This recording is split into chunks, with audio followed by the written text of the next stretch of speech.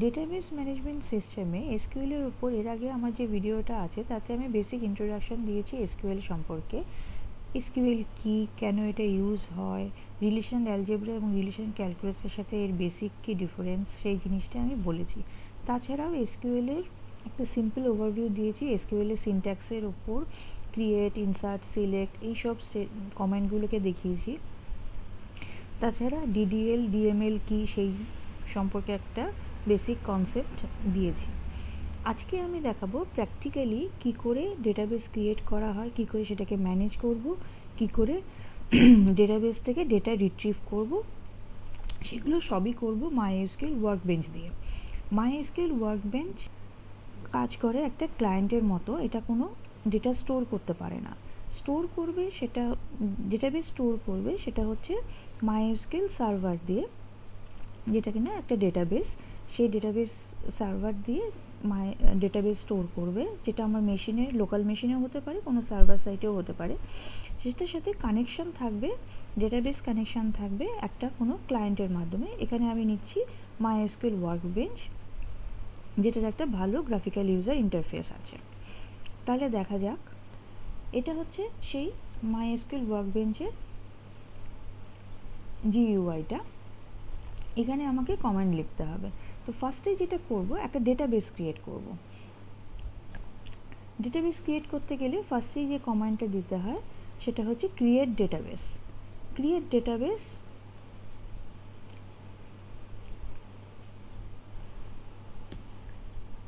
এবার এটাকে চালাতে গেলে আমাকে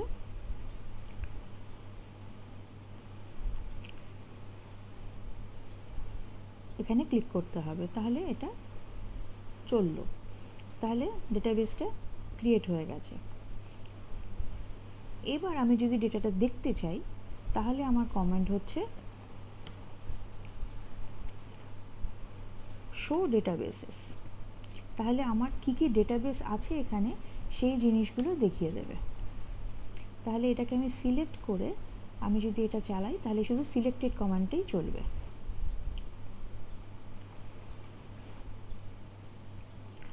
এটাকে সিলেক্ট করে আমি যদি চালাই তাহলে আমার এখানে এতগুলো ডেটাবেস আছে। এবিসি এটা আমার ক্রিয়েট করা, ব্যাংক আমি ক্রিয়েট করলাম, এটা এবিসিটা আগে ক্রিয়েট করেছিলাম, ইনফরমেশন স্কিমা এগুলো আগে থেকে ছিল, স্টুডেন্টটা আমার ক্রিয়েট করা, সিস্টেমটা আগে থেকে ছিল।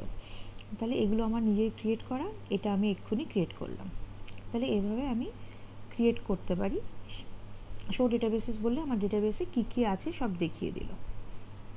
আরেকটা ডেটাবেস ক্রিয়েট করি আমি।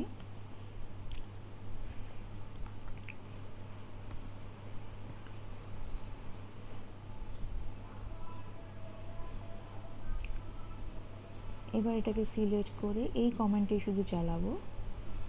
আবার একটা ক্রিয়েট ডেটাবেস হলো, এটা কিন্তু এতক্ষণ ছিল না। তাহলে এবার যখন আমি আবার এই কমেন্টটাকে চালাবো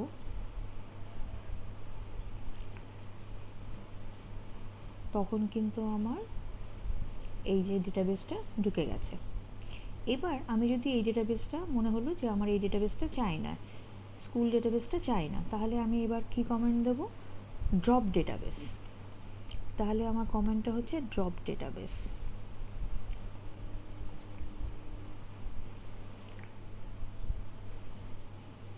ড্রপ ডেটাবেস করে আমি যদি আবার শো করি তাহলে আমি দেখতে পাবো আমার এটা ড্রপ হয়েছে কি হয়নি।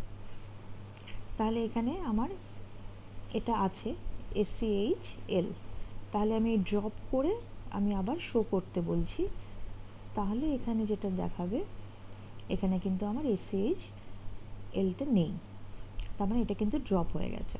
তাহলে ডেটাবেস আমি ক্রিয়েট করতে পারছি, ডেটাবেস আমি ডিলিট করতে পারছি। এবার আমি যদি ডেটাবেসে কোনো টেবিল ক্রিয়েট করতে চাই, তাহলে আমি ডেটাবেসে একটা টেবিল ক্রিয়েট করতে চাইলাম। সেই টেবিল ক্রিয়েটের কমেন্টটা হচ্ছে এই রকম। এটা আমি আগেও দেখিয়েছি কিন্তু তখন প্র্যাকটিক্যালি করে দেখাইনি আগের ভিডিওতে। তো এখানে টেবিলটা হচ্ছে ক্রিয়েট টেবিল। এটা কোন ডেটাবেসে ঢুকবে, ব্যাংক ডেটাবেসে ঢুকবে, তাই bank.acc। অ্যাকাউন্ট নাম্বার হচ্ছে একটা কলাম নেম বা একটা অ্যাট্রিবিউট যেটার character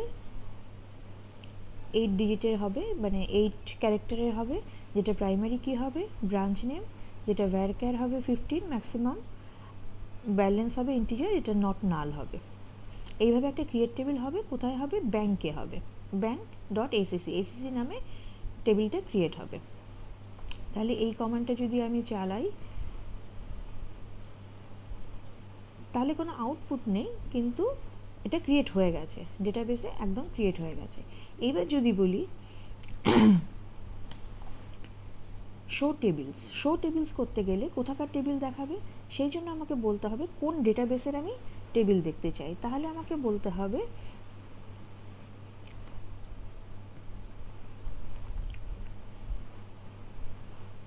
use bank show tables. তাহলে কি হবে, ব্যাংক ডেটাবেসটাকে এখন থেকে ইউজ করতে শুরু করলো। এখন থেকে যা হবে সবসময় ব্যাংকটাকে ইউজ করবে। এবার শো টেবিলস করবে।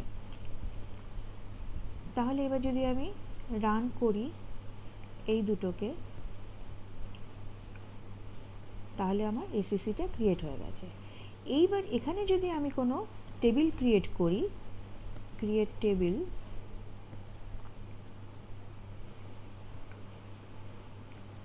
এখানে কিন্তু আমার ব্যাংক দেওয়ার দরকার নেই, কারণ আমার এখানে ইউজ ব্যাংকটা করা আছে। এবার আমি এখানে একটা টেবিল করলাম এ লোন, লোনে অ্যাকাউন্ট নাম্বার দিলাম,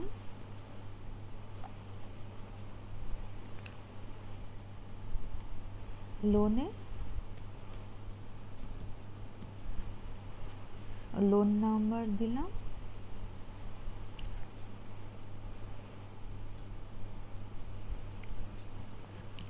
অ্যামাউন্ট দিলাম, কোনো কনস্ট্যান্ট রাখলাম না। এই টেবিলটা কিন্তু আমার এই ব্যাংক ডেটাবেসেই তৈরি হবে। এবার যদি আমি এটাকে চালাই, আচ্ছা তাহলে একবারে শো টেবিলটা উপরে রাখি।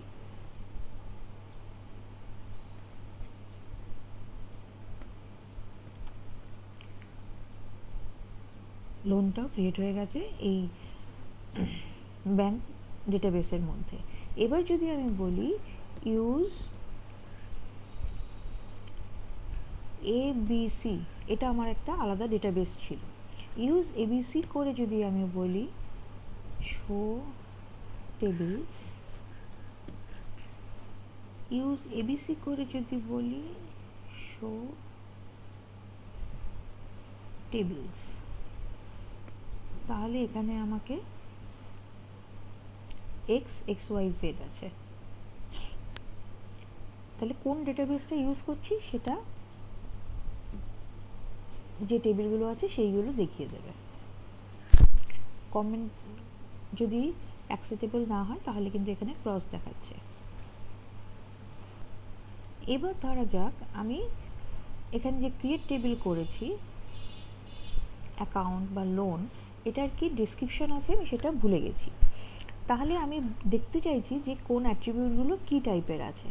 তাহলে আমি যদি বলি যে ডেসক্রিপশনটা দেখাও, তাহলে আমার কমেন্ট হচ্ছে ডেসক্রিপশন বা ডিইএসসি। ডিইএসসি যদি বলি তাহলে আমাকে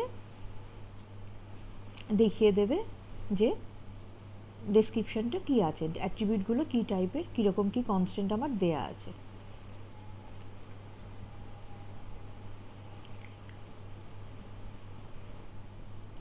এখানে এই যে অ্যাকাউন্ট আমি ক্রিয়েট করেছিলাম সেখানে আমার অ্যাকাউন্ট নাম্বার ছিল ক্যারেক্টার 8, ব্রাঞ্চ নেম এটা, ব্যালেন্স ইন্টিজার, এটা প্রাইমারি কি,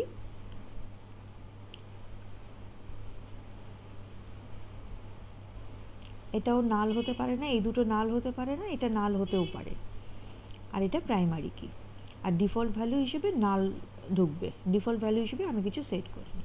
তাহলে এটা হলো আমার ডেসক্রিপশন। আর আমি যদি বলতাম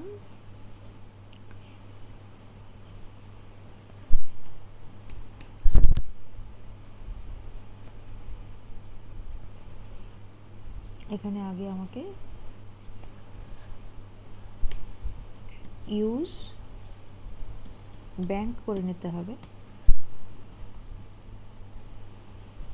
ইউজ ব্যাংক করে নিয়ে তাহলে আমাকে আর ব্যাংক ডট এসিসি দিতে হবে না, তাহলে এই একই জিনিস দেখাচ্ছে, ডেসক্রিপশনটা দেখাচ্ছে। এবার আমি যে টেবিলগুলো ক্রিয়েট করলাম সেই টেবিলের আমি ধরে নিই কোনো একটা অ্যাট্রিবিউট অ্যাড করতে চাই বা কোনো একটা অ্যাট্রিবিউট ডিলিট করতে চাই। আমি যেটা পড়েছি তার থেকে আমার আরেকটা কিছু অ্যাট্রিবিউট অ্যাড করতে হবে। তাহলে কি করে করব? তাহলে কমান্ডটা হচ্ছে অল্টার টেবিল, তারপর হচ্ছে অ্যাড। তাহলে এটা হচ্ছে আমার এসিসি টেবিলটা। তাহলে এবার আমি কমান্ডটা দিলাম alter table ACC add email, যেটার টাইপ হচ্ছে varchar 50, তারপর আবার ডেসক্রিপশন চাইছি এসিসি, তাহলে আমি বুঝতে পারবো যে ঠিকঠাক হলো কিনা। একটা জিনিস বলে রাখি যে ক্যাপিটাল লেটার বা স্মল লেটার ম্যাটার করে না, কেস সেন্সিটিভ নয়। তাহলে এটা যখন চালালাম তারপর তাহলে এখানে কি হবে, আরেকটা জিনিস অ্যাড হবে, সেটা হচ্ছে ইমেল। তাহলে এটা চালিয়ে দেখি, ইমেল অ্যাড হয়ে গেছে। এবার আমি যদি চাই যে না আমার ইমেলটা অ্যাড করার দরকার নেই, তখন আমার কমেন্টটা হচ্ছে অল্টার টেবিল ড্রপ। তাহলে এখানে আমার কমেন্টটা হচ্ছে অল্টার টেবিল ড্রপ। তাহলে এখানে যখন আমি এই কমেন্টটা চালাবো তখন আমার এখান থেকে কিন্তু ইমেলটা চলে গেছে। এবার আমি চাই প্রাইমারি কি যেটাকে সেট করেছি সেটা প্রাইমারি কি থাকবে না, তাহলে কি করে করব? সেখানেও কমেন্ট হচ্ছে অল্টার টেবিল ড্রপ প্রাইমারি কি।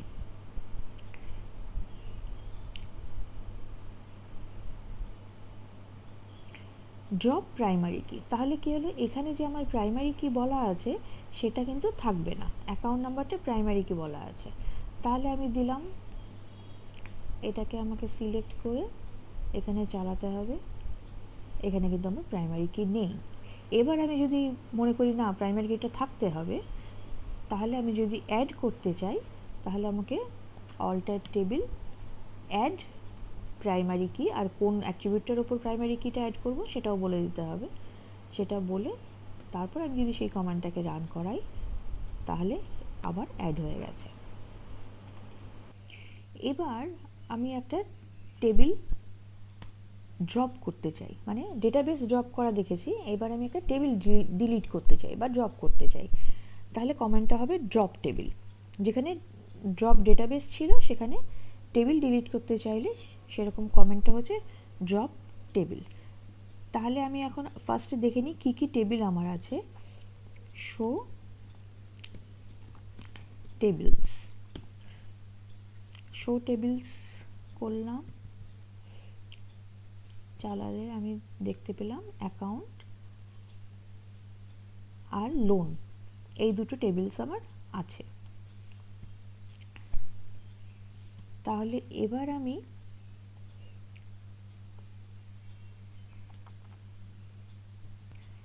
একটা টেবিল ক্রিয়েট করি যেটা আমি ডিলিট করে দেবো। তাহলে আমি একটা টেবিল ক্রিয়েট করলাম, বললাম XY বলে একটা টেবিল ক্রিয়েট করলাম, XY বলে একটা টেবিল ক্রিয়েট করলাম যেটার অ্যাট্রিবিউট A, B আর C। তারপর টেবিলটা ড্রপ করা কমেন্ট হচ্ছে ড্রপ টেবিল XY, তারপর শো টেবিল দেখব। আচ্ছা আচ্ছা, ফার্স্টে আমি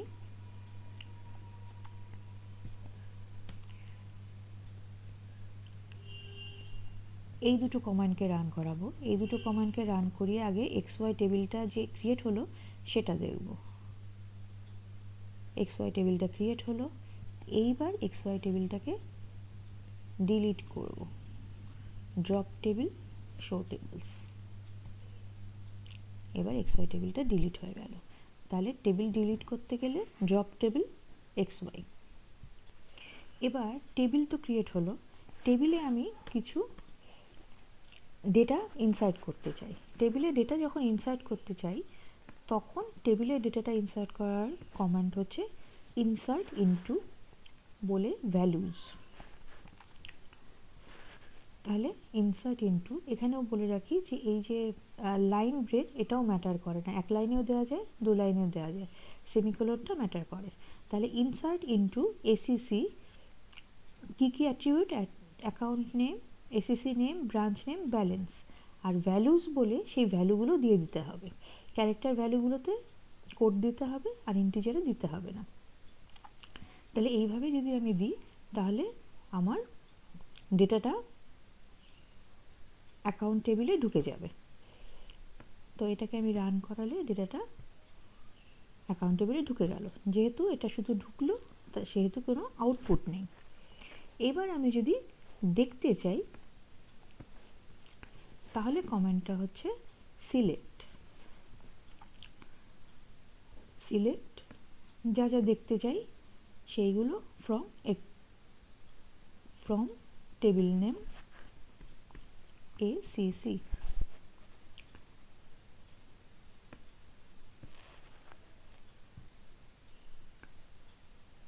আমি এই ডেটাটাই ঢুকিয়েছি। এবার এখানে যদি আমি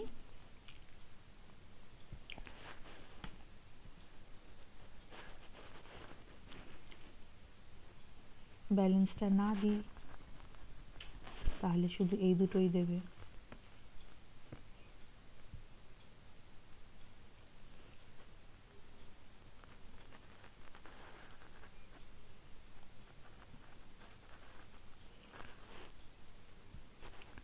সরি, এখানে হচ্ছে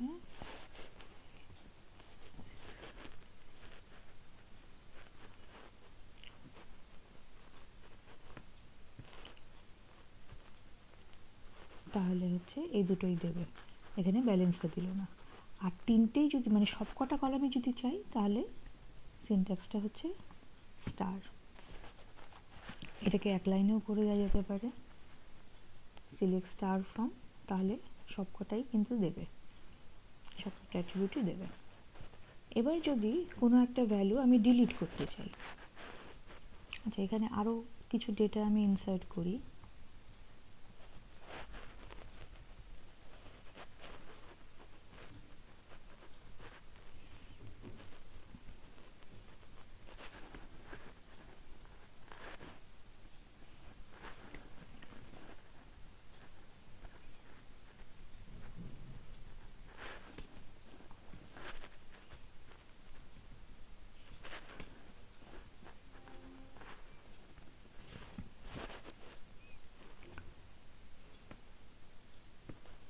এগুলো ইনসার্ট হয়ে গেল।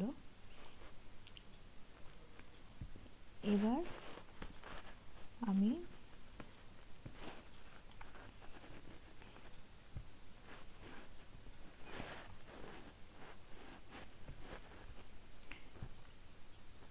এতগুলো ডেটা আমি ইনসার্ট করেছি। এবার আমি যদি ডিলিট করতে চাই তাহলে কমান্ডটা হচ্ছে ডিলিট ফ্রম অ্যাকাউন্ট ওয়্যার, একটা কিছু কন্ডিশন দিতে হবে যে ডেটাটা আমি ডিলিট করতে চাই সেটা মোস্টলি প্রাইমারি কি হতে হবে, নাহলে প্রবলেম হয়। আদারওয়াইজ কনস্ট্যান্ট না থাকলেও অনেক করা যায়, সেটার একটা শর্ত দিতে হয়। তাহলে এক্ষেত্রে প্রাইমারি কি যেটা সেটা হলে সুবিধা হয়। তাহলে ডিলিট ফ্রম অ্যাকাউন্ট 7(2)টা ডিলিট হয়ে যাবে। এটা হওয়ার পর আমি আবার সিলেক্ট স্টার ফ্রম অ্যাকাউন্টটা করছি, তাহলে ফার্স্ট রোটা ডিলিট হয়ে যাবে। এই যে দুটো অ্যাকাউন্ট আছে তাহলে ডিলিট হয়ে গেল। তাহলে টেবিলের মধ্যে থেকে একটা রোকে ডিলিট করতে পারলাম ডিলিট ফ্রম ওয়্যার কন্ডিশন দিয়ে। এবার যদি আমি কোনো ভ্যালুকে আপডেট করতে চাই তাহলে কমান্ড হচ্ছে update set.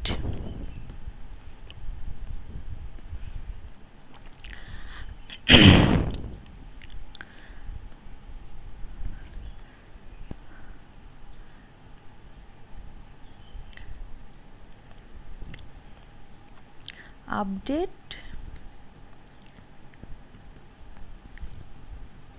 branch name equal to G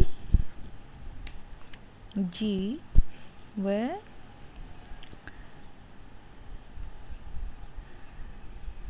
one two three 7 3 1 2 3 4 5 7 3 branch B আছে, এটাকে 7 3 করবে।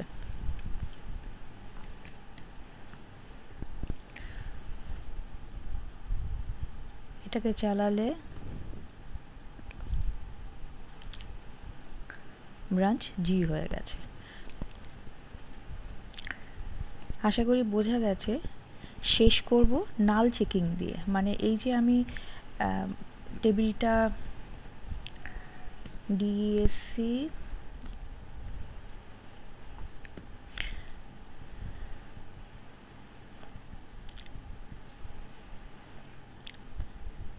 টেবিলটার ডেসক্রিপশনে ছিল যে এটা নাল হতে পারে না, মানে এটা প্রাইমারি কি যেহেতু নাল হতে পারবে না, এটা নাল হতে পারে, এটাও নাল হবে না।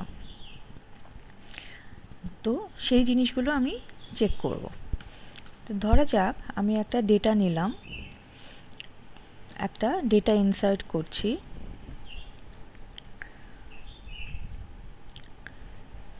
যেখানে আমি ব্রাঞ্চ নেমে যেহেতু নাল থাকতে পারে আমি কোনো ভ্যালু দিলাম না, তার মানে সেটা নাল হিসেবে ঢুকলো, ডিফল্টে নাল আছে, নাল হিসেবেই থাকলো।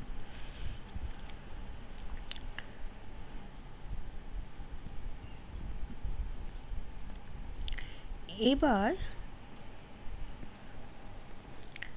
আমি যখন সিলেক্ট করব,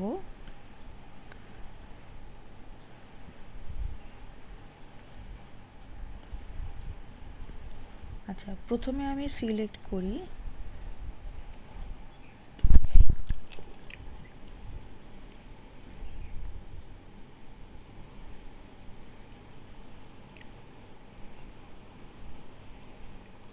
সিলেক্ট স্টার ফ্রম এসিসি, শুধু এইটুকু। তারপর where branch name is null, আর তারপর আমি দেখতে চাই where branch name is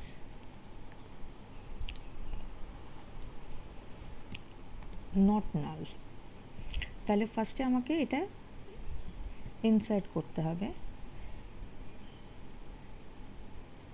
insert করে আমি দেখি আমার টেবিলে কী কী আছে। তাহলে এটা ইনসার্ট করেছি, এই ভ্যালুটা কিন্তু আমার নাল আছে, যেহেতু এখানে কিছু দিইনি ভ্যালু, তাহলে নাল ঢুকেছে। এবার আমি যদি বলি select star from ACC where branch name is null, তার মানে তখন শুধু এটাই সিলেক্ট করব, এটাই আমাকে দেখাবে, তার মানে এটা নাল, শুধু এই ভ্যালুটাই দেখালো। এইবার আমি যদি বলি where branch name is not null, তখন আমাকে বাকি দুটো দেখাবে যেখানে ব্রাঞ্চ নেম নাল ছিল না। পার্থক্যটা বোঝা গেছে আশা করি, যে নাল হলে শুধু যেখানে নাল ভ্যালু আছে সেটা দেখাবে, আর নট নাল মানে যেখানে নাল ভ্যালু নেই সেটা দেখাবে। নাল মানে কি, যেখানে কোনো ভ্যালু দেয়া হয়নি, নাল কিন্তু জিরো নয়, যেখানে কোনো ভ্যালু নেই সেই ভ্যালুটা। আজকে এই পর্যন্তই, আশা করি বোঝাতে পেরেছি। যদি কোনো অসুবিধা থাকে অবশ্যই কমেন্ট সেকশনে জানাবে। Thank you for watching this video.